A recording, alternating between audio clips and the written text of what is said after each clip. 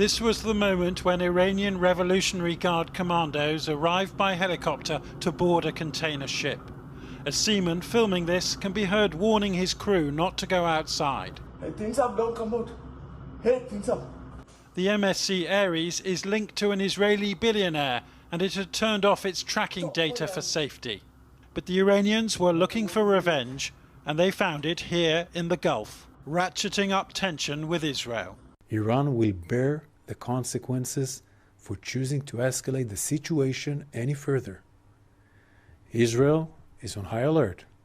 We have increased our readiness to protect Israel from further Iranian aggression. We are also prepared to respond. Iran has repeatedly vowed to avenge this Israeli airstrike on the Iranian consulate in Syria last week, which killed 7 Revolutionary Guard commanders. President Biden is returning to the White House early from his weekend break, believing that such an attack could be imminent. My expectation sooner than later. Mr. President, to Iran in this moment. Don't. Allahu Akbar. Ayatollah Khamenei seems to be listening, because his diplomats are talking privately of a limited response so as not to spark a wider war. Though we don't yet know if the seizure of a ship is that relatively restrained reprisal or just the beginning. American spy satellites will be busy monitoring any movement of Iranian missile launchers. A pro-Iranian militia in Iraq claims it fired these towards Israel a few days ago, though apparently without reaching their targets.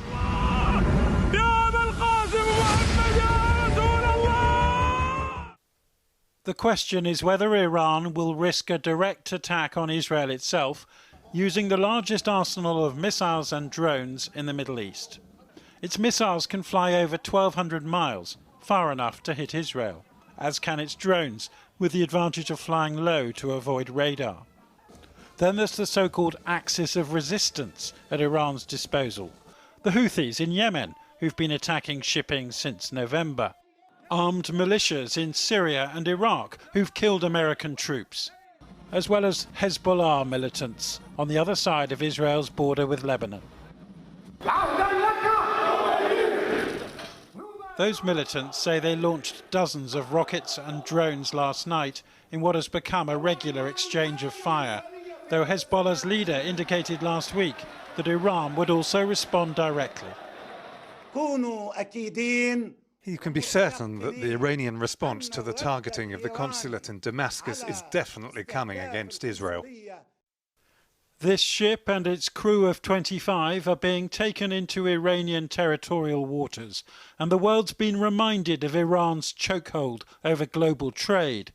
But Iran has carried out operations like this before, and so far this is not the barrage of missiles on Israel which the Americans have been predicting.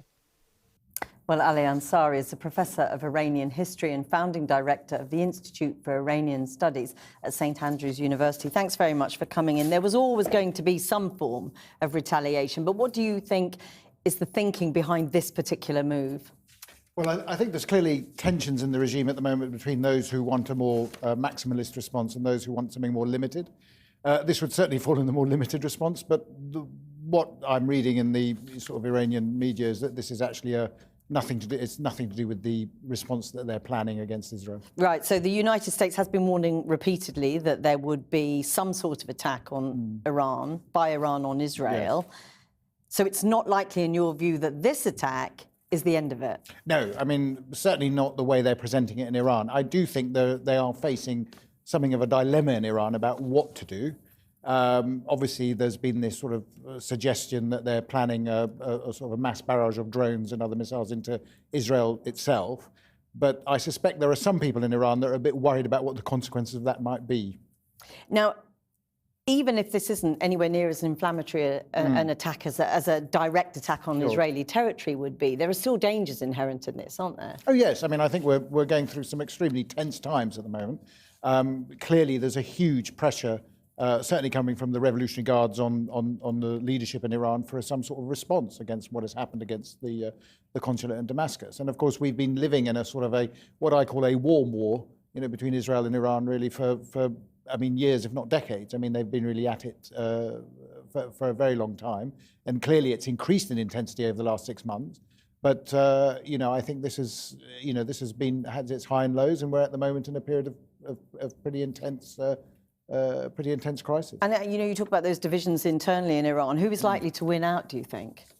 Well, at the moment, the political landscape in Iran is really in the hand of the hawks, I have to say. So it's really a question of those who think that they should be maintaining some idea of what they call strategic patience, which is the normal sort of Iranian approach to these things. Let's take our time to further decisions, or those who want a much more immediate response. And the problem with this at the moment is that they're sort of facing this issue where there's an expectation that they will do something. They have to be seen to be doing so something, don't they? They're in a slightly problematic situation. They've sort of created a problem in a sense for themselves, and that their rhetoric is not really matching their action.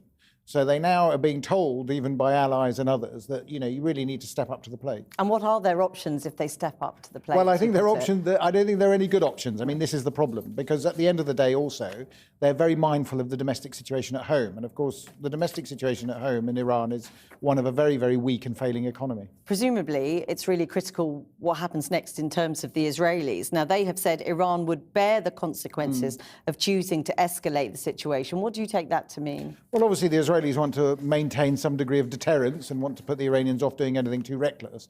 But, what they're trying to send, I think, is a very clear message that if anything approaching what is being talked about actually happens, this will be a serious escalation, and the Israelis will take the necessary response, which would probably mean an attack on Iran itself, and that will obviously raise the stakes considerably. And it's interesting, isn't it? Because in the last couple of weeks, we've seen a growing and pretty rare chasm between the US and Israel, but yet the threat of an attack from Iran sees President Biden coming out with some very, very tough talk. We support Israel. Iran will not succeed. Well, that's absolutely right, and I think this is part of the problem, of course, is that what this whole dynamic has changed is actually the attitude of the United States towards Israel. There have been these frictions, and now all of a sudden, of course, Biden is showing unflinching support once again. So, in many ways, it plays very much into Netanyahu's hands. And in terms of how the wider world, because this will have implications, any attack on a shipping lane has implications for the rest of the world, doesn't it? How should they respond? How can they? Well, I mean, the idea that the Iranians taking ships actually has been fairly sort of routine practice, I think, for a while now. So, I mean, I do think there needs to be a much, much firmer response,